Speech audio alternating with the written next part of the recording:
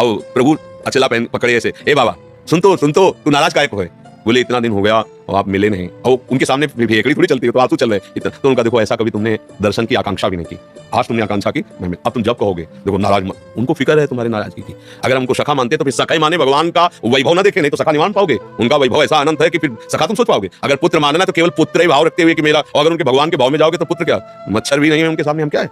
अनंत ब्रह्मांडों का स्वामी, एक रोमकूप में करोड़ ब्रह्मांड, उन ब्रह्मांडों में इतने जीव, दिखलावा माते तीन अद्भुत रूप, अखंड रोम रोम प्रतिलागे कोटि कोटि ब्रह्मांड, भला वो हमारे पुत्र हो सकते? ये ज्ञान की जरूरत नहीं है, ये यहाँ नहीं, ये यहाँ से होता है भाव, ये दिमाग से नहीं होता। दिमाग है तो वाराणसी वाला वेदांत पढ़ो, अगर इस मार्ग में चलना है तो यहाँ हृदय का विषय है। प्रभु कहते तुम जिस भाव से चलो, ऐसा नहीं कि ये मनमानी भाव, वात्सल्य भाव है ना, उपासना में वात्सल्य भाव है। कितने महापुरुष सिद्ध होकर के भगवान के इस भाव को प्राप्त हुए, तो हम भाव करें मेरा लाला है मेरा, बस। अपना लाला कलेक्टर हो तो उसे कलेक्टर की तरह थोड़ी बैठा रहेंगे, हमारा लाला है, हम अपनी तरह सबके लिए भगवान, मेरे लिए गोपाल जी, मेरे लिए लाला है। अभी बात बन जाएगी, समझ आई?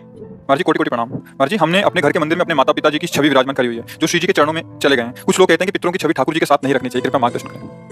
अगर आपकी भावना की हमारे ठाकुर जी हैं तो कोई परेशानी नहीं। ठाकुर जी का रूप कैसा आपने मान लिया जैसा, सृष्टि कैसी आप जैसी देखो वैसी, समझ रहे ना भाई? एक पत्थर के टुकड़े में क्या है, कोई रूप है, कोई आकृति है, कोई उसमें, लेकिन हमको जब हमारी देवी जी है